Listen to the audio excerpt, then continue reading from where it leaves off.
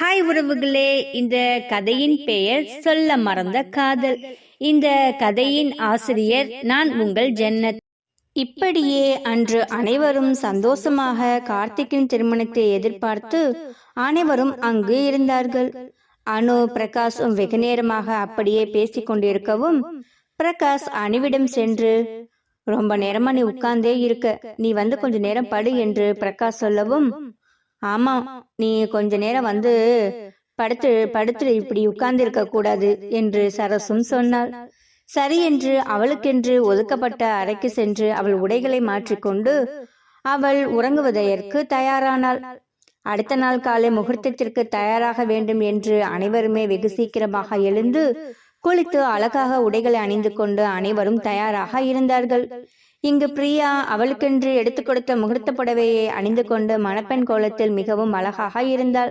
இங்கு அதே போலவே கார்த்திக்கும் பட்டு வேட்டி பட்டு சட்டை அணிந்து மிகவும் அழகாக ஜொலித்துக் கொண்டிருந்தார். அங்கு வந்த சுந்தரேசன் கார்த்திக்கை பார்க்கவுமே அவர் சிறிது கண் கலங்கி விட்டார். தன் மகன் திருமண கோலத்தில் பார்க்கவுமே அவருக்கு மனப்பூரிப்பில் அழுகியே வந்துவிட்டது. அப்பொழுது அங்கு வந்த கனகவள்ளி, என்னங்க புள்ள கல்யாணத்துக்கு கண்ணு கலங்குறீங்க என்று சொல்லவும், நம்ம புள்ள இந்த மாதிரி பட்டு வெட்டி பட்டு சட்டையில பார்க்கவுமே எனக்கு கண் கலங்கிடுச்சு கனகவள்ளி என்று அவர் சொல்லி கொண்டிருக்கும் பொழுது கனகாவும் கண் கலங்கினாள். இருந்தாலும் பெத்தவங்களாச்சே, கண்ணு கலங்கதானே செய்யும் என்று அவனை மணவரைக்கு அழைத்து சென்ற பிரகாஷ் இங்கு அழகாக புடவை அணிந்து தலை நிறைய பூ வைத்து அனு அவனுக்கு தனியாக காட்சி அளித்தாள். தூரத்திலிருந்து பிரகாஷ் அனுவை பார்த்து, சூப்பரா இருக்கு என்று கையசைக்கவும் தேங்க்ஸ் என்று அவள் சொன்னாள். என்ன என்று அவன் கேட்கவும் சாரி என்று சொல்லிவிட்டு இருவரும் அவர்கள் கண்ணசெவில் அவருடைய காதலை பரிமாறிக்கொண்டிருந்தார்கள். அப்பொழுது ஐயர் மணப்பெண்ணை அழைத்து வாருங்கள் என்று சொல்லவும் அனுதான் பிரியாவை அழைத்து வருவதற்கு சென்றாள். அவர்களுடைய தோழியும் அவளும் அவளுடன் இருக்கவும் அனுவும் பிரியாவின் தோழிகளும் அவளை அழைத்து வந்து மணவரையில் அமர வைத்தார்கள். அப்பொழுது அங்கிருந்த அனைவருமே ஜோடி பொருத்தம் ரொம்ப அழகா இருக்கு இல்ல ரெண்டு பேருக்கும் என்று அவர்கள் கார்த்திக்கும் பிரியாவை பார்த்து அனைவரும் பேசிக்கொண்டிருந்தார்கள். இங்கே கீர்த்தி, சந்தோஷ், அப்பா அனைவரும் கீழே அமர்ந்து திருமணத்தில் அவர்கள் பார்த்து கொண்டிருந்தார்கள்.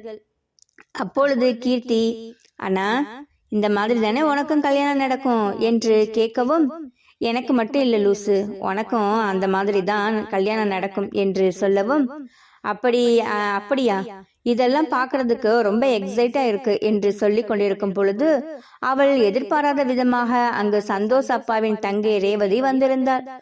அண்ணே, என்னங்கண்ணே இங்க உட்கார்ந்துருக்கீங்க என்று ரேவதி கேட்கவும், ரேவதிமா நீ என்ன இந்த கல்யாணத்துக்கு வந்திருக்க என்று சொல்லவும், அண்ணா பொண்ணு நம்ம தூரத்து சொந்தம்னா என்று சொல்லவும், அப்படியா, யார் வீட்டு முறையில சொந்தம் என்று கேட்கவும், என் வீட்டுக்காரர் முறையில அண்ணா. ஆமா, நீங்க என்று சொல்லவும், மாப்பிள்ள நம்ம சொந்தமா என்று அவர் சொல்லி இருவரும் அவரவர்கள் பேசிக்கொண்டிருந்தார்கள். அப்புறமா எப்படி இருக்க, நல்லா இருக்கியா என்று சந்தோஷ் அப்பா கேட்கவும், நல்லா இருக்கேன் என்று சொன்னாள். என்ன சந்தோஷ், எப்படி இருக்க, அத்தைய மறந்துட்டியா என்று கேட்கவும், அத்தை நான் மறக்கவில்லை என்று சொன்னான். இது யாரு என்று கீர்த்தியை பார்த்து ரேவதி கேட்கவுமே, என்னுடைய பொண்ணு ரேவதி, ஏன் மறந்துட்டியா என்று சந்தோஷின் அப்பா கேட்கவும், அண்ணா சின்ன பிள்ளைகளை பார்த்தது சொந்தக்காரங்க வீட்டுக்கு கூட்டிட்டு வந்து அத்தை மாமான்னு என்று காமிச்சாதானே உறவுக்காரங்க யாருன்னே தெரியும். நீங்க வீட்லயே பொத்தி பொத்தி வச்சிருக்கீங்க. அது இல்லாம நான் கேள்விப்பட்டேன் உங்க பொண்ணு வெளியூர்ல படிக்குதுன்னு தானே சொன்னீங்க, எனக்கு ஞாபகம் இல்லை என்று சொல்லவும், இதுதாமா என்னோட பொண்ணு கீர்த்தி, இப்பதான் அமெரிக்கால படிப்பு முடிச்சுட்டு வந்திருக்கா என்று சொல்லவும், அப்படியா, ரொம்ப சந்தோஷம் கீர்த்திமா, எப்படி இருக்க என்று ரேவதி கேட்கவும், நல்லா இருக்கேன் அத்தை. அண்ணா நீ கூட சொன்னியே ரேவதி அத்தை பையன், அது இவங்க தானா என்று கீர்த்தி கேட்கவும், என்னது ரேவதி அத்தை பையன் என்று அவர் கேட்கவும், எல்லாத்தையும் நம்ம தங்கச்சி கிட்ட சொல்லி காமிச்சிட்டு இருந்தேன், அவ்வளவுதான், வேற ஒண்ணு இல்லை என்று அவன் அந்த இடத்தில் ஏதோ ஒன்று சொல்லி சமாளித்து, இப்படியே அங்கு தெரிந்தவர் தெரியாதவர் என்று உறவுக்காரர்கள் அனைவருமே சந்தித்து மிகவும் மகிழ்ச்சியாக கார்த்திக் திருமணத்திற்கு அவர்கள் காத்து கொண்டிருந்தார்கள். அப்பொழுது மணவரையில் மணப்பெண்ணும் மணமகனும் வந்து அமர்ந்து கார்த்திக் பிரியாவின் கழுத்தில் தாலி கட்டும் போது அங்கு கூடியிருந்த அனைவருமே அவர்களுக்கு அச்சதை தூவி வாழ்த்து தெரிவித்தனர். நல்ல விதமாக கார்த்திக்கின் திருமணம் எந்த பிரச்சனையும் இல்லாமல் நடந்து முடிந்தது. இங்கு அலமேலு வரவில்லை என்றே தவிர மற்ற அனைவருமே வந்திருந்தார்கள். ஏன் காயத்ரி கூட அங்கு வந்திருந்தார். காயத்ரியை பார்த்த சந்தோஷ், என்ன காயத்ரி, நீங்கள் மேரேஜுக்கு வந்திருக்கீங்களா? நான் உங்களை இப்பதான் பாக்குறேன் என்று சந்தோஷ் கேட்கவும், ஆமா சார், கொஞ்சம் லேட் ஆயிடுச்சு, இப்பதான் வந்தேன். ஆமா, எப்படி இருக்கீங்க என்று கேட்கவும், நல்லா இருக்கேன் என்று சொல்லவும், அப்பா இவங்க தான் காயத்ரி, பிரகாசன ஆபீஸ்ல வேலை செய்யறாங்க, இனிமேல் என்னுடைய ஆபீஸ்ல வேலை செய்வாங்க என்று சொல்லி காயத்ரியை சந்தோஷின் அப்பாவிடம் கீர்த்தியிடமும் அறிமுகம் படுத்தினான் சந்தோஷ். கீர்த்தி, இவங்க தான் காயத்ரி, நம்ம பிரகாசன ஆபீஸ்ல வேலை செய்யறாங்க என்று சொல்லி அவளை அறிமுகப்படுத்தவும், கீர்த்தியும் ஹாய் காயத்ரி, எப்படி இருக்கீங்க என்று சொல்லி அவளும் அவளுடன் அறிமுகமானாள். நல்லா இருக்கேன், நீங்க தான் கீர்த்தியா என்று காயத்ரி கேட்கவுமே, ஆமா நான் தான் கீர்த்தி, ஏன் எங்க அண்ணா உங்ககிட்ட எதுவும் சொன்னானா என்று காயத்ரியிடம் கீர்த்தி கேட்கவும், எதுவும் சொல்லல, நீங்க ஃபாரின்ல இருந்து வரதா சொல்லியிருந்தாரு, நீங்க வந்த பிறகு என்கிட்ட இன்ஃபார்ம் பண்ணியிருந்தாரு, அது நீங்க தானா எனக்கு தெரியாது இல்ல, அதனாலதான் கேட்டேன் என்று காயத்ரி சொன்னாள். ஆமா ஆமா, எங்க அண்ணனோட ஒரே தங்கச்சி, நான் தான் அவனை தொல்லை பண்ற தங்கச்சி என்று அவள் கார்த்திகை திருமணத்தில் மிகவும் சந்தோஷமாக எல்லோரிடமும் பேசிக்கொண்டிருந்தார்கள். பிறகு அனுவையும் பிரகாஷையும் பார்த்து, என்ன நம்ம ஃபேமிலி ஃபுல்லா இங்கதான் இருக்கீங்க போல என்று அனுவும் பிரகாஷும் அனைவரையும் பார்த்து பேசவும், அண்ணே இவங்க யாருன்னு உங்களுக்கு தெரியுதா என்று சந்தோஷ் பிரகாஷை பார்த்து கேட்கவும், யாரது, ரேவதி அத்தை எப்படி இருக்கீங்க என்று அவன் கேட்கவும், நல்லா இருக்கேன்ப்பா பிரகாஷ், நீ யாச்சும் ஞாபகம் வச்சு ரேவதி அத்தைன்னு உரிமையா சொல்றியே, அது வரைக்கும் ரொம்ப சந்தோஷம்ப்பா. ஆமா, நீ எப்படி இருக்க என்று சொல்லி கேட்கவும், நல்லா இருக்கேன் அத்தை, உனக்கு கல்யாணம் ஆயிடுச்சுன்னு கேள்விப்பட்டேன், கல்யாணத்துக்கு என்ன ஒரு வார்த்தை கூட கூப்பிடலையே என்று சொல்லவும், சாரி அத்தை, கல்யாணம் அவசரமா நடந்துச்சு, அதனாலதான் கூப்பிட முடியல. இங்க பாருங்க, இவதான் என்னுடைய ஒய்ஃப், பேரு அனு என்று சொல்லவும், வணக்கம்மா, எப்படி இருக்கீங்க, நல்லா இருக்கீங்களா என்று கேட்க, நல்லா இருக்கேம்மா, தமிழ் பண்பாடு மாறாம வணக்கம் சொல்லி காலில் விழுந்து ஆசீர்வாதம் வாங்கினாள். அனு, எனக்கு ரொம்ப சந்தோஷமா இருக்கு பிரகாஷ், ஒரு நாளைக்கு அனுவை கூட்டிக்கிட்டு வீட்டுக்கு வாப்பா என்று சொல்லவும், கண்டிப்பா கூட்டிட்டு வர அத்தை என்று அவன் சொன்னான். இப்படி அவர்கள் அனைவரும் சந்தோஷமாக பேசிவிட்டு மணப்பெண்ணும் மணமகனும் அனைவரிடமும் ஆசீர்வாதம் வாங்கிவிட்டு அங்கிருந்து கிளம்புவதற்கு தயாரானார்கள்.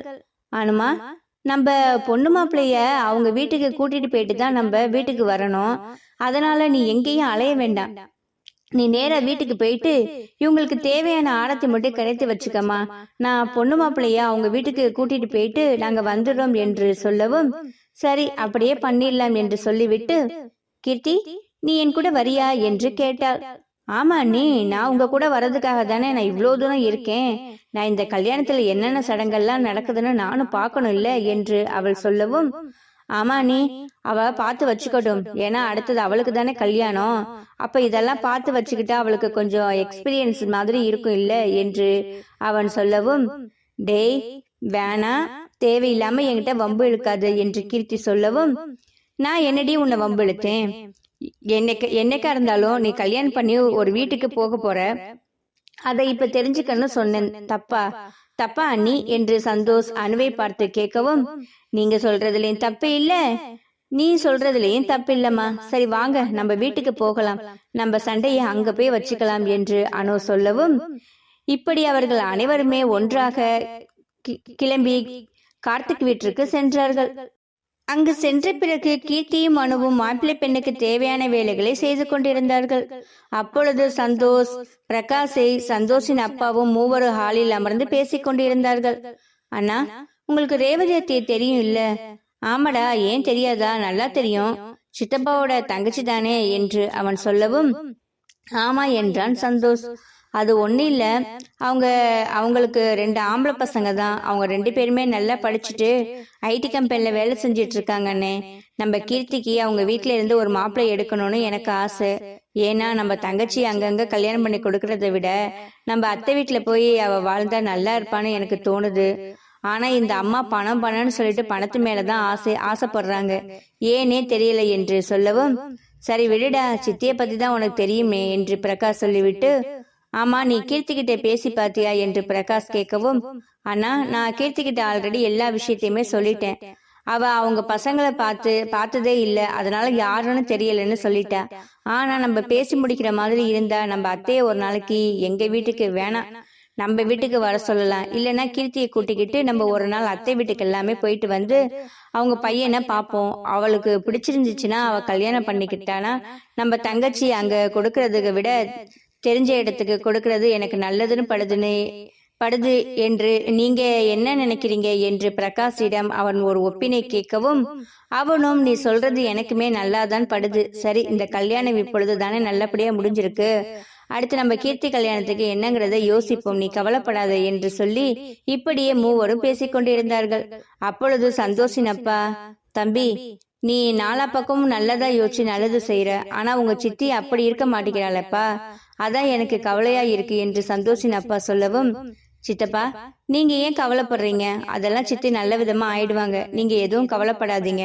அவங்க ஏதோ கிறுக்குத்தனமா சில வேலையெல்லாம் செஞ்சிட்டு இருக்காங்க, அது என்னங்கிறது சந்தோஷ் உங்ககிட்ட சொல்லியிருப்பான்னு நினைக்கிறேன் என்று அவன் சொல்லவும், ஆமாப்பா சந்தோஷ் சொன்னா, அதெல்லாம் கேட்கும்போது எனக்கு எப்படி தெரியுமா இருந்துச்சு, இவ்வளோ வேலையெல்லாம் அவங்க சித்தி பண்ணியிருப்பாங்க, எனக்கு மனசுக்குள்ள தோணுச்சுப்பா, எனக்கு எவ்வளோ கஷ்டமா இருந்துச்சு தெரியுமா என்று சந்தோஷின் அப்பா சொல்லவும், சித்தப்பா நீங்க தேவையில்லாம உங்க மனசு போட்டு குழப்பிட்டு இருக்காதீங்க, விடுங்க, சந்தோஷ் சித்திய பார்த்துப்பான். அவங்க பயப்படுற ஒரே ஆளு சந்தோஷ் மட்டும்தான், அதனால நம்ம சந்தோஷ வச்சுதான் நம்ம சித்திய மடக்கணும், நீங்க கவலைப்படாதீங்க என்று சொல்லவும், இப்படியே மூவரும் பேசிக்கொண்டு இருக்கும் பொழுது அனுவுக்கு போன் வந்தது. நாங்க கிளம்பிட்டோம், வீட்டுக்கு தான் வந்துட்டு இருக்கோம் என்று சொல்லவும், அவள் பிரகாஷிடம் வந்து, பிரகாஷ் மாப்பிள்ளையும் பொண்ணு கிளம்பி வீட்டுக்கு வராங்களாம், இப்பதான் மாமா போன் பண்ணாரு என்று சொல்லவும், அப்படியா, அவங்களுக்கு தேவையானது எல்லாமே நீ அரேஞ்ச் பண்ணிட்டியா என்று கேட்கவும், எல்லாமே அரேஞ்ச் பண்ணி வச்சிட்டேன் என்று கீர்த்தி சொன்னாள். என்னது, நீ அரேஞ்ச் பண்ணியா என்று பிரகாஷும் சந்தோஷும் கோரஸாக கேட்கவும், ஏன் நான் பண்ண மாட்டேனா, அதெல்லாம் அண்ணி எனக்கு சொல்லி கொடுத்தாங்க என்று சொல்லவும், அது சரி, நீ உங்க அண்ணி கூட சேர்ந்துட்டீல, நீ எல்லாமே சீக்கிரமா கத்துக்குவ என்று பிரகாஷ் சொல்லவும், தேங்க்யூ சோ மச் அண்ணா, நீங்க மட்டும்தானா என்னை புரிந்து கொண்டீர்கள் என்று பிரகாஷை கட்டி அணைத்து கீர்த்தி சொல்லவும், அப்ப நான் உன்னை எதுவும் பாராட்ட மாட்டேனா என்று சந்தோஷ் கேட்கவும், நீயும் பாராட்டுவ, ஆனா அப்பப்ப என்னை கலாய்க்கிறியே அது என்றுதான் சொல்லவும், நீ மட்டும் என்னவா அப்பப்ப என்னை கலாய்க்கலையா, அது மாதிரி தான் நானும் உன்னை கலாய்க்கிறேன் என்று சொல்லி இருவரும் அப்படியே பேசிக்கொண்டிருந்தார்கள். சிறிது நேரத்தில் மாப்பிள்ளையும் பொண்ணு வீட்டுக்கு வரவும் அனுவும் கீர்த்தியும் சென்று அவர்களுக்கு ஆரத்தி எடுத்து வரவேற்றார்கள். அப்பொழுது அனு, டே உனக்கு ஆரத்தி எடுத்திருக்கேன், காசு போடு என்று சொல்லவும், அச்சச்சோ என்கிட்ட ₹1 இல்லையே என்று அவன் சொன்னான். என்னது, ₹1 போடுவியா, ஒழுங்கா பணமா போடு, இல்லைன்னா உன்னை நான் வீட்டுக்குள்ளே விட மாட்டேன் என்று சொல்லி அவள் வம்பிழுக்கவும், உடனே அவன் தட்டில் ஒரு ₹1000 காசு எடுத்து போடவும், அண்ணி ₹1000 காசு வந்துருச்சு, ஆளுக்கு 50 என்று கீர்த்தனா சொல்லவும், ஆமா கீர்த்தி வா நம்ம காசு எடுத்துட்டு ஆரத்தியை வெளியில ஊற்றிட்டு வரலாம் என்று சொல்லி ஆரத்தியை வெளியில் ஊற்றிவிட்டு அவர்கள் உள்ளே வரவும் அவர்களுக்கு சில சடங்கு சம்பிரதாயத்தை செய்தார்கள். அப்பொழுது மஞ்சள் நீராட்டு விழா, பாலும் பழம் கொடுக்கும் விழா என்று அனைத்துமே அவர்கள் செய்து முடித்தார்கள். பிறகு திருமணத்திற்கு வந்த ஒவ்வொருவருமே நாங்கள் சென்று வருகிறோம் என்று சொல்லிவிட்டு அவர்கள் அனைவருமே அங்கிருந்து செல்வதற்கு ஒவ்வொருவரும் முற்பட்டார்கள். அப்பொழுது கீர்த்தி, அனு என்று மற்ற உறவுக்காரர்கள் மட்டுமே அங்கு இருந்தார்கள். பிறகு அங்கு வந்திருந்த சில உறவுக்காரர்கள் மட்டுமே அங்கு இருந்தார்கள். அப்பொழுது முதல் நாள் திருமண வேலை அனைத்துமே செய்திருந்ததால் ஒவ்வொருவருக்கும் வசதி ஏற்பட்டு ஒவ்வொருவரும் ஒவ்வொரு இடத்தில் உட்கார்ந்து பேசிக்கொண்டிருந்தார்கள். இங்கு காயத்ரி திருமணத்திற்கு வந்து சென்ற பிறகு அவள் அங்கு ஒரே சிந்தனையில் ஆழ்ந்தாள். நேற்று சந்தோஷிடம் மதிய உணவு சாப்பிட்டது இன்று திருமணத்தில் அனைவரிடமும் ஒரே குடும்பம் போல் நின்று பேசிக் கொண்டிருந்தது. அனு, என்ன நம்ம ஃபேமிலி மொத்தமா ஒரே இடத்துல இருக்கு என்று அவள் சொன்ன அந்த ஒரு வார்த்தை அவளுக்கு என்னமோ செய்தது. அப்போ நம்மளையும் அவங்களுடைய ஃபேமிலியில சேர்த்துட்டாங்களா? அப்ப சந்தோஷ் என்ன நிச்சயமா லவ் பண்ணி கல்யாணம் பண்ணுவாரா என்று அவள் மனதுக்குள் 1000 கேள்விகள், எண்ணங்கள் தோன்றிக்கொண்டே இருந்தது. அப்படியே அவள் அன்று சந்தோஷை நினைத்து நேரத்தையும் காலத்தையும் கடத்தலாம் என்று நினைத்திருந்தாள். உடனே சந்தோஷ் காயத்ரிக்கு போன் செய்தான். என்ன, நம்ம இப்பதான் சந்தோஷம் பற்றி நினைச்சோம், அவர் உடனே கால் பண்றாரு என்று சொல்லவும், காயத்ரி என்ன பண்றீங்க, நீங்க திருமணத்துக்கு வந்துட்டு வீட்டுக்கு போயிட்டீங்களா என்று கேட்கவும், ஆமா சந்தோஷ், நான் வந்துட்டேன், இப்பதான் உங்க எல்லாத்தையும் நினைச்சிட்டு இருந்தேன், நீங்களே ஃபோன் பண்றீங்க என்று சொல்லவும், அப்படியா, ஆமா நீங்க வீட்டுக்கு போயிட்டீங்களா என்னன்னு தெரியல, இங்க எல்லாரும் அவங்கவுங்க மாப்பிள்ளை பொண்ணு சில சடங்குகளை செஞ்சிட்டு இருக்காங்க, டக்குன்னு உங்க ஞாபகம் வந்துச்சு, அதனாலதான் கால் பண்ணேன், நான் இன்னும் இங்கதான் இருக்கேன், கார்த்திக் வீட்ல, நான் இன்னும் கிளம்பல என்று சொல்லவும், அப்படியா சூப்பர் என்று அவள் சொல்லவும், அப்புறம் காயத்ரி என்ன கல்யாணத்துக்கு வந்தீங்களே, எப்படி உங்களுக்கு மேரேஜ் பிடிச்சிருந்ததா என்று கேட்கவும், யாரோட மேரேஜ், பிரகாஷ் சார் ஏற்பாடாச்சே, நல்லா தானே இருக்கும் என்று அவள் சொல்லவும், ஆமா அண்ணா ஒரு வேலை செஞ்சா அதுல 100% இன்வால்மெண்டா தான் செய்வார், இந்த கல்யாணத்துல எல்லாமே சூப்பரா இருந்தது, நானும் கேள்விப்பட்டேன், அண்ணா தான் எல்லாமே நின்று பார்த்துக்கிட்டாருன்னு. ஓகே காயத்ரி, நீங்க நாளைக்கு ஒரு சைட்டுக்கு போகணும், அதுக்காக தான் இப்போ உங்களுக்கு இன்ஃபார்ம் பண்ணலான்னு சொல்லிட்டு நான் கால் பண்ணேன். நீங்க நாளைக்கு ஒரு 9:30 மணிக்கு எல்லாம் ரெடியா இருங்க, நம்ம அந்த சைட்டு போய் பார்த்துட்டு அங்க எனக்கு சின்ன சின்ன டவுட் எல்லாம் இருக்கு, அதெல்லாம் நான் உங்ககிட்ட கேட்டு தெரிஞ்சுக்கிறேன் என்று சொல்லவும், சரி சந்தோஷ், நான் காலையில வெயிட் பண்றேன், நீங்க வாங்க என்று சொல்லவும், காயத்ரி நீங்க எங்கேயும் அலைய வேண்டாம், நீங்க உங்க ஹாஸ்டல்லையே இருங்க, நான் வந்து உங்களை பிக்கப் பண்ணிக்கிறேன், எதுக்கு நீங்க அலையிறீங்க என்று சொல்லவும், அப்போ ஓகே சந்தோஷ், நான் ரெடி ஆயிட்டு இருக்கேன், நீங்க ஷார்ப்பா 9 o'clock அங்க வந்துருங்க என்று சொல்லவும், ஓகே நான் வந்துடுறேன் என்று சொல்லிவிட்டு அவன் போனை வைத்தான்.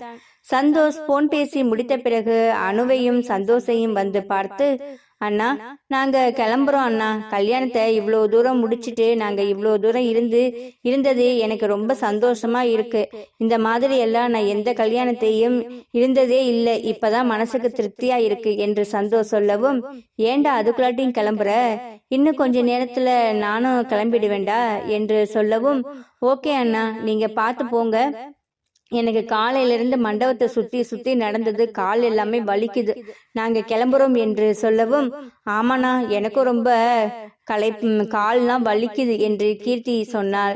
இப்படியே கீர்த்தி சந்தோஷ் அப்பா என்று மூவருமே அனுப்பிரகாஷ் சுந்தரேசன் கனகவழியிடம் சொல்லிவிட்டு அவர்கள் வீட்டுக்கு கிளம்பினார்கள்.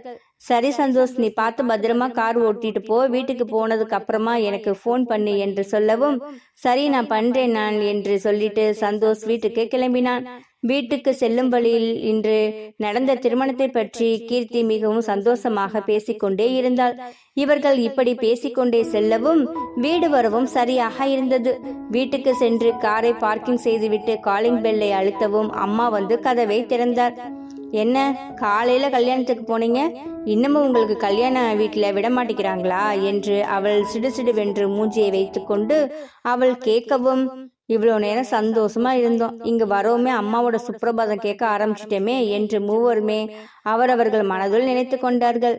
என்னம்மா நீங்க தான் ஏதோ ஃபங்க்ஷன் போறோன்னு சொன்னீங்கல்ல, அதனாலதான் நாங்க ஜாலியா பொண்ணு மாப்பிள்ளை எல்லாம் அனுப்பிவிட்டு வீட்டுக்கு போயிட்டு அங்க சில சடங்கு எல்லாம் பண்ணாங்க, அதெல்லாம் பார்த்துட்டு என்ஜாய் பண்ணிட்டு வரமா என்று கீர்த்தி சொல்லவும், அது சரி நீயும் உங்க அண்ணனும் அமெரிக்கால படிச்சீங்கன்னு தான் பேரு, ஆனா ஃபுல்லா இந்த தமிழ்நாட்டுல உள்ள பழக்க வழக்கம் உங்களுக்கெல்லாம் போகவே மாட்டேங்குது என்று சொல்லவும், அம்மா அமெரிக்கால படிச்சா என்னம்மா, அது படிப்பு, அதுக்காக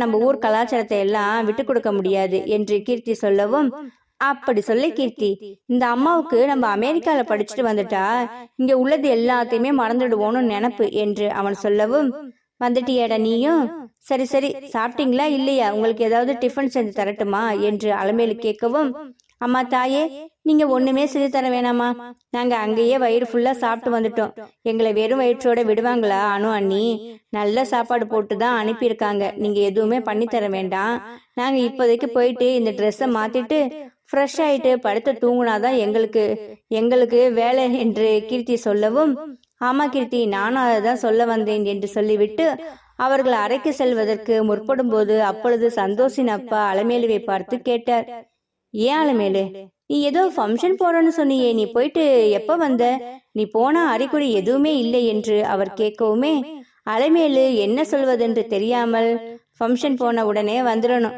உங்களை மாதிரி மணிக்கணக்கா அங்கேயே இருந்துட்டு வருவாங்க, நான் ஃபங்க்ஷன் போயிட்டு எப்போ வந்துட்டேன், இன்னமும் ஃபங்க்ஷன் போன மாதிரி அதே ட்ரெஸ்ஸை போட்டுட்டு இருப்பாங்களா, கேட்கிறாரு பாரு கேள்வி. படுக்க போறேன்னு தானே சொன்னீங்க, போங்க ஃபர்ஸ்ட் அதை போய் பாருங்க என்று அலமேலு சொல்லவும், அப்பொழுது சந்தோஷுக்கும் சந்தோஷ் அப்பாவுக்கும் புரிந்துவிட்டது. அம்மா ஃபங்க்ஷன் எதுவுமே போகல, அப்பா கிட்ட ஏதோ சொல்லி வாயடிச்சு சமாளிச்சிருக்காங்க, அதுதான் அவங்களுக்கு கை வந்த கலையாச்சே என்று அவர்கள் நினைத்து கொண்டு அவர்கள் அறைக்கு சென்றார்கள். பிறகு அங்கு பிரகாஷ், அனு, கனகவள்ளி, சுந்தரேசன் என்று அனைவரும் அமர்ந்து பேசிக்கொண்டிருந்தார்கள். அப்பொழுது பிரியா, எவ்வளவு நேரம்தான் இங்கேயே உட்கார்ந்திருப்பாங்க, பாவம் அவங்கள நான் கொண்டு போய் அறையில விட்டுட்டு வரேன் என்று சொல்லவும், அனு பிரியாவை அழைத்து கொண்டு கார்த்திக் அறைக்கு சென்றார். பிரியா, இதுதான் கார்த்திக்கின் ரூம், இனிமேல் இதுதான் உங்களுடைய அறையுமே, நல்லா பாத்துக்கோங்க, நீங்க இந்த புடவை மாத்துறதா இருந்தா மாத்திக்கிறீங்களா என்று கேட்கவும், ஆமா எனக்கு ரொம்ப வெயிட்டா இருக்கு இந்த புடவை, அதனால நான் வேற புடவை மாத்திக்கிட்டுமா என்று பிரியா கேட்கவும், இருங்க நான் பெரியவங்க கிட்ட கேட்டுட்டு வரேன், ஏன்னா இது முகூர்த்த புடவை இல்லைங்களா, ஏதாச்சும் அவங்க சாஸ்திரம் சம்பிரதாயம் எல்லாம் வச்சிருப்பாங்க, நம்ம பாட்டுக்கு ஏதாச்சும் செஞ்சிட போறோம் என்று சொல்ல, வெளியே வந்த அனு அத்தையிடமும் சில உறவுக்காரர்களை கூப்பிட்டு பிரியா அந்த புடவையை சேஞ்ச் பண்ணணும்னு சொல்றாங்க, சேஞ்ச் பண்ணிக்கட்டுமா, ஏன்னா அது முகூர்த்த புடவை இல்லைங்களா என்று சொல்லவும், அப்பொழுது அவர்களுடைய உறவுக்காரர்கள், இருமா இன்னும் கொஞ்ச நேரத்துல பொண்ணு மாப்பிள்ளைக்கு ஃபர்ஸ்ட் நைட் ரெடி பண்ணணும் இல்ல, அதனால புடவையை மாற்றட்டும், நான் நின்று பொண்ணுக்கு வேண்டிய அலங்காரம் எல்லாமே பண்ணிக்கிறேன் என்று அவர்கள் சொல்லவும், அப்ப சரி, அப்ப நீங்க பாத்துக்கோங்க என்று அறைக்கு சென்று, பிரியா இவங்க உனக்கு எல்லாமே பார்த்துப்பாங்க, ஏதோ சடங்குன்னு சொன்ன இல்ல, அது இவங்க செய்வாங்களாம் என்று சொல்லவும், சரி என்று அனு அந்த அறையை விட்டு வெளியே வந்து, அப்பொழுது கார்த்திக் அங்கு வரவும், என்னடா புதுமாப்பிள்ள கல்யாணம் நல்லபடியா முடிஞ்சிருச்சு, இனிமே ஜாலிதான் என்று சொல்லவும், ஏ அனு சும்மா இருடி, எப்ப பாரு என்னை கிண்டல் பண்ணிட்டே இருப்பியா என்று கார்த்திக் கேட்கவும், பாருடா என்னமோ இன்னைக்கு தான் புதுசா கிண்டல் பண்ற மாதிரி என்ன கிண்டல் பண்ணிட்டே இருக்கியான்னு கேள்வி வேற கேக்குற, போடா என்று அவள் சொல்லவும், இப்படியே இவர்கள் பேசி கொண்டெடுத்து விட்டு, சரி மாமா எங்களுக்கும் டைம் ஆயிடுச்சு, நாங்களும் கிளம்புறோம், பாவம் சரசக்கா நான் ஆட்டோ பிடிச்சி அனுப்பி விட்டேன், வீட்டுக்கு இங்க வரலன்னு எனக்கு வீட்டுல வேலை இருக்குன்னு சொல்லிட்டு அவங்க போயிட்டாங்க, போன் பண்ணி கேட்டேன், வீட்டுக்கு போயிட்டேன்னு சொன்னாங்க என்று அனு சொல்லவும், நான் கூட கேட்கணும்னு நினைச்சேன் அனு, சரசக்கா வீட்டுக்கு போயிட்டாங்களா என்று பிரகாஷ் கேட்க, எப்ப கேக்குறீங்க பாருங்க, அவங்க கல்யாணம் முடிஞ்சு கொஞ்ச நேரத்திலேயே கிளம்புறேன்னு என்கிட்ட வந்து சொன்னாங்க, பஸ் பிடிச்சு போறேன்னு சொன்னாங்க, நான் தான் இருங்க ஆட்டோ புக் பண்ணி தரேன் அக்கா, நீங்க அதுல போங்கன்னு சொல்லி அவங்கள அதுலதான் அனுப்பி வச்சேன் என்று அனு சொல்லவும், சரி என்று உடனே மாமாவிடம், சரி மாமா நாங்க கிளம்புறோம் என்று அனு சொல்லவும், உடனே சுந்தரேசனும் கனகவள்ளியும், என்னம்மா 2 பேரும் கிளம்புறோம்னு சொல்றீங்க, இருங்க இருந்துட்டு போகலாம் என்று சுந்தரேசன் சொல்லவும், இல்ல மாமா நாங்க வீட்டுக்கு போயிட்டு கொஞ்சம் ரெஸ்ட் எடுக்கணும், உங்களுக்கு தான் தெரியும் இல்லைங்களா என்னால முடியல, அதனாலதான் வீட்டுக்கு போயிட்டு ரெஸ்ட் எடுத்துட்டு நான் நாளைக்கு வேணா வரேன் மாமா என்று அனு சொல்லவும், சரிம்மா நீங்க இருந்தாலும் உன்னால தூங்க முடியாதுதான் எனக்கு புரியுது, சரி தம்பி அப்ப நீங்க அணுவை நேரத்தோட கூட்டிட்டு நீங்க கிளம்புங்க, மற்ற வேலைகளை நான் பாத்துக்கிறேன், இங்க என்ன அவ்வளவா எந்த வேலையும் இல்ல, மற்ற வேலைகளை லேடிஸ் தான் பாப்பாங்க, அவங்க பாத்துக்கட்டும், நானுமே சாப்பிட்டுட்டு போய் படுக்க போறேன் என்று சுந்தரேசன் சொல்லவும், மாமா நீங்க உடம்பெல்லாம் போட்டு அழுத்திக்காதீங்க, நாளைக்கு பிரகாஷ் வந்து மற்ற வேலையெல்லாம் பாப்பாரு, நீங்க ஃபுல்லா ரெஸ்ட் எடுங்க, கார்த்திக் அப்பாவை எந்த வேலையும் செய்ய விடாத சரியா என்று சொல்லவும், சரியானோ அப்பாவுக்கு எந்த வேலையும் செய்ய மாட்டார், அப்பா மற்ற வேலைகளை எல்லாத்தையுமே நான் முடிச்சிட்டேன், யார் யாருக்கு எவ்வளவு பணம் கொடுத்து செட்டில் பண்ணணுமோ அது எல்லாமே நான் செஞ்சு முடிச்சிட்டேன், நீங்க ஃப்ரீயா இருங்க, மற்றதெல்லாம் பிரகாஷ் நாளைக்கு வந்து பாத்துக்கிறேன்னு சொன்னார் இல்ல, அவர் வந்து பார்த்துப்பார், நீங்க டேப்லெட் போட்டுட்டு நீங்க ரெஸ்ட் எடுங்க என்று சொல்லவும், பிரகாஷ் அணுவையும் சுந்தரேசன் பார்த்து, நீங்க 2 பேருமே இல்லாட்டினா இவ்வளோ பெரிய கல்யாணத்தை என்னால ஒத்தால நின்று எதுவுமே பண்ணிருக்க முடியாது என்று சொல்லவும், சித்தப்பா கார்த்திக்கு நானும் எல்லா வேலையும் பார்த்துக்கிறேன் என்று அன்னைக்கே சொன்னோம்ல, அதே மாதிரி நல்ல விதமா பார்த்து கல்யாணமும் முடிஞ்சிருச்சு, இனிமேல் என்ன சின்ன சின்ன வேலைகள் தான், அதை நான் பார்த்துக்கிறேன், நீங்க ரெஸ்ட் எடுங்க என்று பிரகாஷ் சொல்லவும், சரி என்று சொல்லிவிட்டு இவர்கள் அனைவரிடமும் சொல்லிவிட்டு அணுவும் பிரகாஷும் கிளம்புவதற்கு முற்பட்டார்கள். அப்பொழுது அத்தை அணுவை கூப்பிட்டு, அனு கொஞ்சம் இருமா என்று அவளை தனியாக அழைத்து, அனுமா அவங்க 2 பேருக்கு இன்னைக்கு சாந்தி முகூர்த்தம், நீ பிரியா கிட்ட கொஞ்சம் பேசிட்டு போமா என்று சொல்லவும், சரியத்த நான் பிரியா கிட்ட மற்ற விஷயம் எல்லாத்தையுமே நான் சொல்லிட்டு போறேன், அவங்க பார்த்துப்பாங்க என்று சொல்லவும், பிரியாவின் அறைக்கு சென்றாள். அங்கு யாரும் இல்லை, அவள் மட்டுமே அமர்ந்திருந்தாள். அப்பொழுது வாங்க என்று பிரியா கூப்பிடவும், பிரியா நாங்க வீட்டுக்கு கிளம்புறோம், நான் காலையில வரேன், எனக்கு கொஞ்சம் உடம்பு அசதியா இருக்கு என்று சொல்லவும், ஆமாம் நீங்கள் கன்சீவாக இருக்கீங்கன்னு சொல்லிட்டு கார்த்திக் சொன்னார் என்று எனக்கு ரொம்பவும் சந்தோஷம். சீக்கிரமாக பாப்பாவை பெத்து கொடுங்க என்று சொல்லவும், நான் சீக்கிரமா பெத்துக்குவேன். நீங்க இன்னைக்கு சீக்கிரமா பெற்றுக்கொள்ள வேண்டிய வேலை இருக்குல்ல, அதை நீங்க பாருங்க என்று செய்யுங்க என்று சொல்லவும், என்னனோ என்று அவள் சொல்லவும், பிரியா நான் உங்ககிட்ட ஒரு முக்கியமான விஷயம் சொல்லிட்டு போறதுக்கு தான் வந்தேன் என்று சொல்லி அவள் முதலிரவை பற்றி அவளிடம் சொல்லவும், இதெல்லாம் இருக்கா என்று அவள் கேட்க, எல்லாமே இருக்கு, நீ பார்த்து பக்குவமா நடந்துக்கோ சரியா என்று சொல்லிவிட்டு அவள் அங்கிருந்து கிளம்புவதற்கு முற்பட்டாள். அத்தை, நான் பிரியா கிட்ட எல்லாத்தையுமே சொல்லிட்டேன், அவரும் கார்த்திக் கிட்ட பேசிட்டு இருப்பாரு, சரி நாங்க போயிட்டு வரோம் என்று சொல்லிவிட்டு இருவரும் அவர்கள் வீட்டிற்கு சென்றார்கள். காரில் போய்கொண்டிருக்கும் பொழுது இன்று நடந்த திருமணத்தை பற்றியும் அவள் இன்று சந்தோஷமாக அனைவரிடம் பேசி சிரித்ததை பற்றியும் அவள் பிரகாஷிடம் சொல்லிக்கொண்டே சிரித்து கொண்டே சென்றார். பிரகாஷ், இன்னைக்கு நான் ரொம்ப ஹாப்பியா இருக்கேன். நான் யாரெல்லாம் பார்த்து நான் நல்லா இருக்கேன்னு சொல்லி காமிக்கணும்னு நினைச்சேனோ அவங்க எல்லாருமே இன்னைக்கு நான் பார்த்தேன். என்ன ஒரு காலத்துல அம்மா அப்பா இல்லாத பொண்ணு இவ எப்படி கல்யாணம் பண்ணி எப்படி வாழ போறான்னு என் கண் முன்னாடியே நிறைய பேர் பேசினவங்க இருக்காங்க. ஆனா அவங்க எல்லாருமே இன்னைக்கு அனுவா சுந்தரேசன் மருமகளா என்று கேட்கிற அளவுக்கு எல்லோருமே மூக்கு மேல விரல வச்சுதான் என்ன பார்த்தாங்க. எனக்கு எப்படி சந்தோஷமா இருந்துச்சு தெரியுமா? நான் எல்லோருக்கிட்டையும் உங்களை என்னுடைய கணவர்னு சொல்லி அறிமுகப்படுத்தும் போது எல்லாருமே மூக்கு மேல விரல வச்ச மாதிரி தான் உங்களையும் பார்த்தாங்க. ஃபர்ஸ்ட் வீட்டுக்கு போயிட்டு நம்ம சரசக்கா கிட்ட சொல்லிட்டு உங்களுக்கு சுத்தி போடணும்னு சொல்லணுங்க.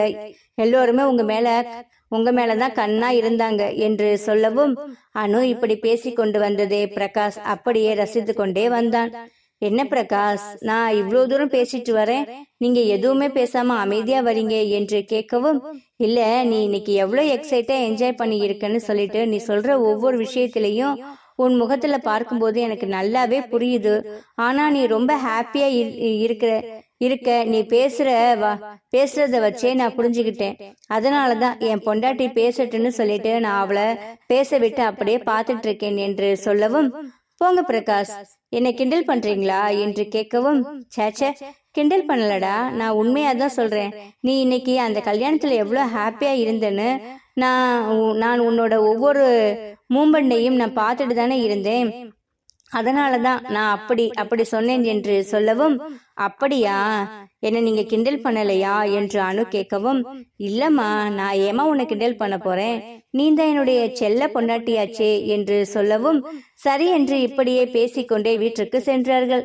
வீட்டிற்கு சென்று காரை பார்க்கிங்கில் நிப்பாட்டி விட்டு வீட்டுக்குள் செல்லவுமே உஸ்ஸென்று அந்த சோபாவில் போய் அமரவும், சரசக்கா என்று அனு கூப்பிட்டாள். வந்துட்டீங்களா என்று சரசு கேட்கவும், வந்துட்டோம்க்கா, உங்களுக்கு ஒரு முக்கியமான வேலை இருக்கு, இப்ப சுத்தி போடலாமா என்று கேட்கவும், ஏமா அதெல்லாம் சுத்தி போடலாம், என்னாச்சு?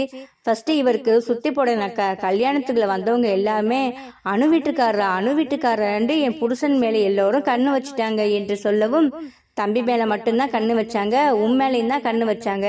நீங்க 2 பேரும் இப்படி உட்காருங்க, நான் சுத்தி போட்டதுக்கு அப்புறமா போய் கை கால் மூஞ்சி கழுவிட்டு ட்ரெஸ் மாத்திட்டு வாங்க என்று சொல்லி சரசு அவர்கள் இருவருக்குமே சுற்றி போட்டாள். அதை அவர்கள் அப்படியே ரசித்து கொண்டே இருந்து விட்டு அறைக்கு சென்று உடைய மாற்றி கைகாலை அலும்பி விட்டு கீழே வந்தார்கள். சரசக்கா, எப்படி இருந்தது கல்யாணம்? சூப்பரா என்று கேட்கவும், செம்மையா இருந்துச்சு என்று அவள் சொல்லவும், சரிமா நீங்க அப்படியே சாப்பிட்டுட்டு தான் வந்திருப்பீங்க, உங்க 2 பேருக்கும் பால் தரட்டுமா என்று கேட்கவும், சரி என்று சரசு கொடுத்த பாலை வாங்கி இருவரும் குடித்துவிட்டு, சரிக்கா நான் போய் தூங்குறேன், எனக்கு ரொம்ப டயர்டா இருக்கு, எதுவுமே என்னால முடியல, கை கால்னா அவ்வளோ பெயினா இருக்கு என்று சொல்லி இருவரும் அறைக்கு சென்று உறங்குவதற்கு தயாரானார்கள். இங்கு மணமகளை அலங்காரம் செய்து முதலிரவுக்கு அவர்கள் ரெடி பண்ணி வைக்கோமே மற்ற எல்லோருமே பெண்ணை கேலியும் கிண்டலும் செய்து கொண்டிருந்தார்கள். அப்பொழுது அங்கு வந்த கனகவள்ளி, என்ன என் மருமகளை வச்சு எல்லோரும் கிண்டல் பண்றீங்களா?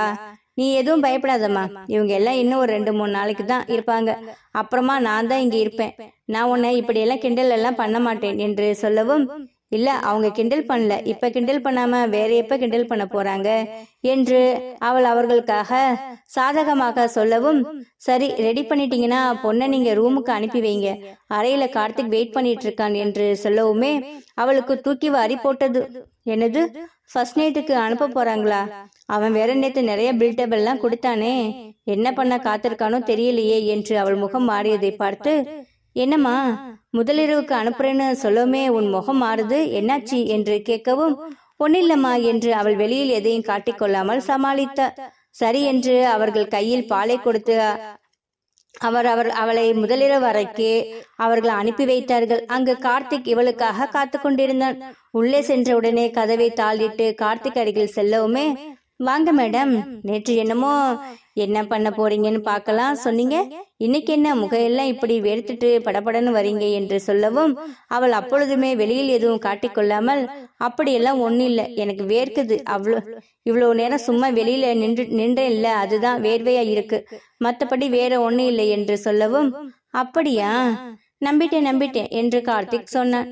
உடனே அந்த பாலை பக்கத்தில் இருந்த டேபிள் மீது வைத்து விட்டு, நீங்க கொஞ்சம் எந்திரிக்கிறீங்களா என்று பிரியா சொல்லவும், எந்திரிக்கணுமா, எதுக்கு என்று கேட்டான். நீங்க எந்திரிங்க, நான் சொல்றேன் என்று சொல்லவும், அவன் எழுந்து நிற்கவும் சடார் என்று அவள் காலில் விழுந்து, என்ன பண்ற என்று சொல்லவும், இல்ல, வெளியில உள்ளவங்க உங்க காலில் விழுந்து நமஸ்காரம் பண்ண சொன்னாங்க, அதனாலதான் பண்றேன், எங்க நீங்க எனக்கு ஆசீர்வாதம் பண்ணுங்க, அப்பதான் நான் எந்திரிப்பேன் என்று சொல்லவும், ஐயோ பிரியா, இதெல்லாம் ஒண்ணும் இல்லை, நீ எந்திரி, இல்ல நீங்க ஆசீர்வாதம் பண்ணுங்க என்று சொல்லவும், சரிம்மா நல்லா இரு என்று சொல்லவும் சந்தோஷமாக அவள் எழுந்து, அப்பாடா, இப்பதான் என்னுடைய பிரியா முகத்துல சிரிப்பு வருது என்று சொல்லி இருவரும் அப்படியே அமர்ந்து பேசிக்கொண்டிருந்தார்கள். சரி, இந்த நேரத்துல இந்த மாதிரி ட்ரெஸ் எல்லாம் போட்டுக்கிட்டு உனக்கு ஒரே கசகசன்னு இருக்கும், நீ போய் வேணா இந்த ட்ரெஸ் எல்லாம் சேஞ்ச் பண்ணிட்டு வா என்று அவன் சொல்லவும், அவனும் ஏதோ ஒரு நல்ல மனதில் சொல்கிறான் என்று அவளும் அந்த உடைகளை மாற்றுவதற்கு பாத்ரூம் சென்று உடைகளை எல்லாம் மாற்றிவிட்டு வெளியே வரவும், கார்த்திக் அங்கு இல்லை. அவளும் சுற்றுமுற்றை தேடி பார்த்தாள். என்னாச்சு, கார்த்திகை காணோம், இங்கதானே இருந்தாரு நம்ம போகையிலே என்று சொல்லி அவர் திடீரென்று திரும்பி பார்க்கவும் டக்கென்று கரண்ட் போகவும் சரியாக இருந்தது. என்னது, இந்த நேரத்தில் வேற கரண்ட் போச்சு, இவர் எங்க போனார் என்று தெரியவில்லையே என்று சொல்லி அவள் அப்படியே பயத்தில் சிறிது நேரம் அங்கேயே நின்று கொண்டிருந்தாள். கார்த்திக் என்று கூப்பிடவும் அவன் எதுவும் சொல்லாமல் எங்கே நிற்கிறான் என்று கூட அவளுக்கு தெரியாமல் அப்படியே அந்த முதலிரவு அறை அமைதியாக இருந்தது. சிறிது நேரத்தில் அவள், கார்த்திக், ஏன் இப்படி என்ன பயமுறுத்துறீங்க, எனக்கு பயமா இருக்கு, கரண்ட் வேற இல்ல, பிளீஸ் கொஞ்சம் நீங்க வெளியில வாங்க என்று அவள் சொல்லவும், அவன் எதுவும் சொல்லாமல் அப்படியே எங்கே நின்று கொண்டிருந்தான். திடீரென்று அவள் பின்னாடி தொடுவது போல ஒரு கை படவுமே திடுக்கிட்டு அவள் கத்தவும், உடனே இவன் லைட்டை போட்டு, பிரியா நான் தான் என்று சொல்லவும், என்ன கார்த்திக் இது விளையாட்டு, நான் எவ்வளவு பயந்து போயிட்டேன் தெரியுமா, ஃபர்ஸ்ட் நைட்ல இதுதான் என்ன பண்ணுவேன்னு நீங்க சொன்னீங்களா என்று அவள் கேட்கவும், இல்ல இதுக்கு மேலேயும் பண்ணுவேன்னு சொன்னேன் என்று அவன் சொல்லவும், போங்க, நான் எவ்வளவோ பயந்துட்டேன் தெரியுமா என்று அவள் அப்படியே கோபமாக பார்க்கவும், என் செல்ல பொண்டாட்டி இல்ல, நீங்க கோபப்படாதீங்க என்று அவளை தன் அருகில் அமர்த்தி அவளிடம் பேசவும், முடியாது, நான் கொஞ்ச நேரத்துல பயந்துட்டேன் தெரியுமா, அப்ப கரண்ட் போகல, நீங்க தான் லைட்டை ஆஃப் பண்ணிருக்கீங்க அப்படித்தானே என்று அவள் கேட்கவும், ஆமா, நான் தான் சும்மா உன்னை பயமுறுத்தலான்னு அந்த மாதிரி பண்ணேன், சரி சாரி என்று கேட்கவும், போங்க கார்த்திக், கொஞ்ச நேரத்துல எனக்கு கை கால் எல்லாம் விடவிடன்னு ஆட ஆரம்பிச்சிருச்சு என்று சொல்லி கொண்டிருந்தாள். உடனே கார்த்திக், சாரி, நான் சும்மா உன்னை கலாய்க்கலாம்னு அது மாதிரி பண்ணினேன், நீ இவ்வளவு பயப்பட வேணும் எனக்கு தெரியாமல் போச்சு, சாரி பிரியா என்று சொல்லவும், ஃபர்ஸ்ட் நைட்ல எல்லோரும் வேற மாதிரி அதிர்ச்சி கொடுப்பாங்க, நீங்க என்னன்னா இந்த மாதிரி எனக்கு அதிர்ச்சி கொடுத்திருக்கீங்க, எனக்கு ஒரு மாதிரியா இருக்கு, போங்க என்று அவள் சொல்லவும், சரி பொண்டாட்டி கோச்சிக்காதீங்க, இப்படியே நம்ம பேசிட்டே இருந்தோன்னா என்ன ஆகுறது, டைம் ஆகுது இல்ல என்று சொல்லவும், முடியாது, இன்னைக்கு உங்களுக்கு எதுவுமே கிடையாது, என்ன பயமுறுத்துனீங்க இல்ல, அதுக்காக உங்களுக்கு பனிஷ்மெண்ட், இன்னைக்கு நீங்க என்ன தொடவே கூடாது என்று அவள் சொல்லவும், அச்சோ, நான் நிறைய கற்பனையோட இருக்கேன், நீ என்ன தொட வேணான்னு சொல்ற, பிளீஸ் என்று சொல்லவும், முடியாது, இன்னைக்கு நீங்க தொடவும் கூடாது, என்கிட்ட நீங்க பேசவும் கூடாது, இன்னைக்கு உங்களுக்கு பட்னி தான், நீங்க இப்படியே படுத்து தூங்குங்க, இன்னைக்கு நம்மளுக்கு ஃபர்ஸ்ட் நைட்டே கிடையாது என்று அவள் சொல்லவும், எனது ஃபர்ஸ்ட் நைட் இல்லையா, நான் உன் மேல எவ்வளவு இச்சையா இருக்கேன் என்று அவன் சொல்லவும், முடியாது என்று சொன்னாள். பிளீஸ் என்று அவன் எவ்வளவோ கெஞ்சி கேட்கவும் அவள் முடியாது என்று சொல்லிவிட்டு அவள் போய் படுத்து உறங்கினாள். இன்று தன் செய்த தவறுக்கு இன்றைக்கு ஃபர்ஸ்ட் நைட் இல்லை என்று அவன் நினைத்து அவனும் அப்படியே அவளை பார்த்து கொண்டே படுத்து கொண்டிருந்தான். கார்த்திக்கும் பிரியாவுக்கும் நல்லபடியாக திருமணம் நடைபெற்று அவர்கள் இருவரையும் வீட்டுக்கு அழைத்து வந்து அவர்களுக்கு செய்ய வேண்டிய அனைத்து சடங்குகளையும் செய்து முடித்தார்கள். இங்கு காயத்ரிக்கு திருமணத்திற்கு வந்த உறவுக்காரர்கள் போல அனைவரிடமும் பழகியது. அவள் மனசுக்குள் ஏதோ ஒரு சந்தோஷத்தை திருமணம் செய்து அங்கு நிற்பது போல ஒரு உணர்வை ஏற்படுத்தியது. திருமண வேளையில் கலந்து கொண்ட அணுவும் பிரகாசும் அசதியாக வீடு சென்று தன் கணவன் மீது அனைவரும் கண்பட்டது என்று அவனுக்கு திஷ்டி சுற்றி போட்டாள். இங்கு கீர்த்தியை தன்னுடைய அத்தை பையனுக்கு திருமணம் பண்ணி வைக்கலாம் என்று சந்தோஷம் பிரகாசும் பேசலாம் என்று ஒரு முடிவை எடுத்தார்கள்.